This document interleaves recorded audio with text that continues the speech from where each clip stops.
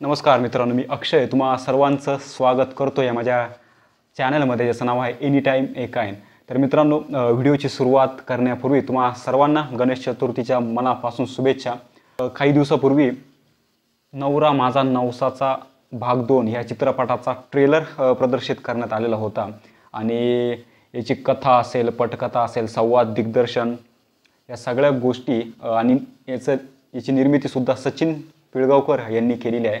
19-20 वर्षापूर्वी एक चित्रपट आलेला होता, त्याचा हा दुसरा भाग आहे. म्हणजे नॉस्टॅल्जिक म्हणता येईल आपल्याला, की त्याच्या आठवणी म्हणजे बरेच माझ्यासारखे सिनेमाप्रेमी आहेत की ज्यांनी हा चित्रपट पाहिलेला आहे आणि अशोक सराफ, सचिन पिळगावकर यांचे ते मोठे फॅन आहेत. तर बरेच लोक या पिक्चरची आतुरतेने वाट बघत होते. मी देखील या चित्रपटाची आतुरतेनं वाट बघत होतो. मुळातच हा एक कल्ट क्लास स्लॅपस्टिक कॉमेडी कॅटेगरीमधला हा अतिशय मोठा चित्रपट होता, नवरा माझा नवसाचा. आणि त्या पिक्चरबद्दल जेवढं बोलावं तेवढं कमी होतं, कारण किती पण वेळा बघा तो चित्रपट, तो आपल्याला जुना वाटत नाही, तो प्रत्येक वेळेला नवीन वाटतो. त्याचा जो गोडवा आहे तो जसाच्या तसाच वाटतो. आणि त्यानंतर याचं ज्या वेळेला त्यांनी अनाऊन्समेंट केली की याचा दुसरा भाग येतोय, लोकांची जी अपेक्षा होती ती प्रचंड वाढलेली होती.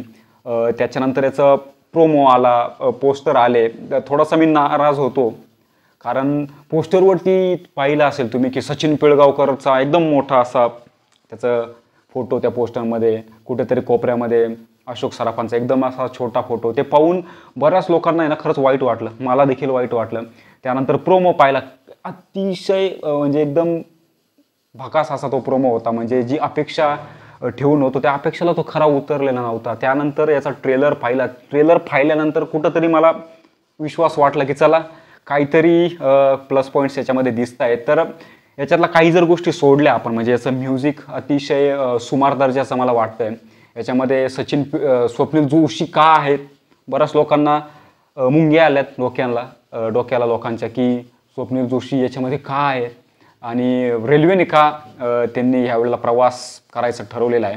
म्हणजे याच्यातलं काही प्लस पॉईंट्स मला अशा वाटल्या की मुळात त्याचं जे काही दिग्दर्शन असेल, म्हणजे कथा, पटकथा, याचं निर्मिती असेल, याचं दिग्दर्शन असेल, स्वतः सचिन पिळगावकर यांनी केलेलं आहे. याचं म्युझिक जितेंद्र कुलकर्णी, म्हणजे पहिल्या भागामध्ये ज्यांनी म्युझिक दिलेलं होतं तेच आहेत. तर डम डम डमरू वाजे हे जे काही गाणं आहे, तर त्याला जे म्युझिक रविराज कोल्हटकर यांनी दिलेलं आहे ते लोकांना खास काय आवडलेलं नाही आहे. एकदम सुमार दर्जाचं ते म्युझिक वाटतंय. आणि मला सगळ्यात मोठी गोष्ट खटकली ती ही होती की याचं जे काही सिनेमॅटोग्राफी आहे ती तुम्ही संजय मेवाणी यांना का बरं घेतलं नाही सिनेमॅटोग्राफर म्हणून. मला ते खरंच म्हणजे कळत नाही आहे की इतका उत्कृष्ट तो व्यक्ती आहे. म्हणजे तुम्ही पाहिलं असेल चंद्रमुखी हा जो काही चित्रपट होता अमृता खानविलकर यांचा, काय काम केलं होतं त्यांनी, काय छायाचित्रण होतं, त्यांच्या कॅमेराचं जे काही काम होतं, तुम्ही त्यांना घेत नाही याच्या दुसऱ्या भागामध्ये. म्हणजे पहिल्या भागामध्ये ते होते आणि तुम्ही दुसऱ्या भागामध्ये त्यांना घेत नाही आहेत.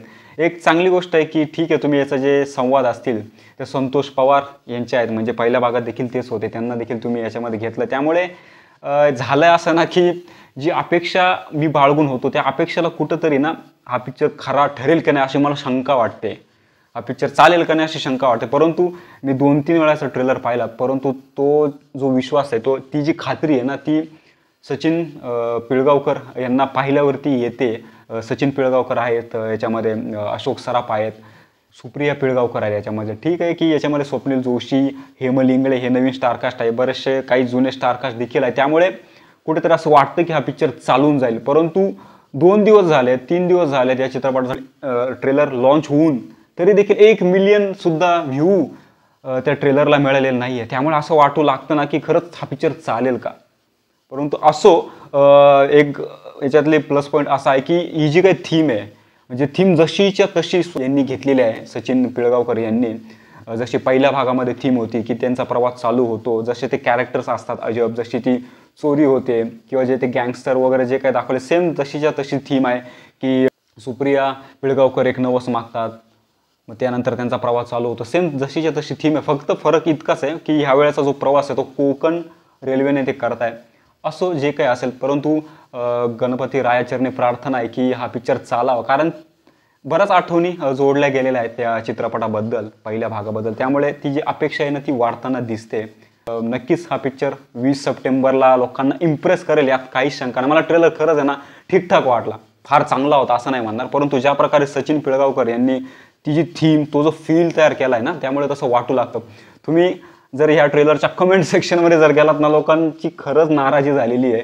बरेच लोक म्हणतात की रेल्वे का, ST का नाही आहे, स्वप्नील जोशीला तुम्ही का घेतलं, तो कुठल्या अँगलनी सचिन पिळगावकर यांचा मुलगा वाटतो. म्हणजे अशा बऱ्याच गोष्टी आहेत. याच्यातलं म्युझिक देखील आवडलेलं नाही आहे, याच्यातले गाणे देखील अतिशय सुमार आहे. म्हणजे तुम्ही पहिल्या भागातले जर गाणे पाहिलं ना, वेदशास्त्रा माझी हे गाणं असेल, चला ना घडे हे गाणं असेल, हिरवा निसर्ग सोनू निगमचं गाणं असेल, किंवा चला जेजुरीला जाऊ ही लावणी असेल, म्हणजे ती जी लेवल आहे ना, ती लेवल कुठंतरी मॅच होताना नाही दिसत आहे. त्यामुळे शंका वाटू लागते की पिक्चर चालेल का नाही. परंतु मी मनापासून प्रार्थना करतो, माझा काही विरोध नाही आहे या चित्रपटाला की हा पिक्चर पाडावा म्हणून, परंतु मनापासून मी प्रार्थना करतो बाप्पाला की हा पिक्चर खरंच चालावा, सुपरहिट व्हावा हा पिक्चर. तुम्हाला काय वाटतं प्लीज मला कमेंट सेक्शनमध्ये जाऊन कळवा. आणि व्हिडिओ आवडला असेल प्लीज शेअर करा, लाईक करा, सबस्क्राईब करा. लवकरच भेटूया आपण आणखी एका व्हिडिओमध्ये.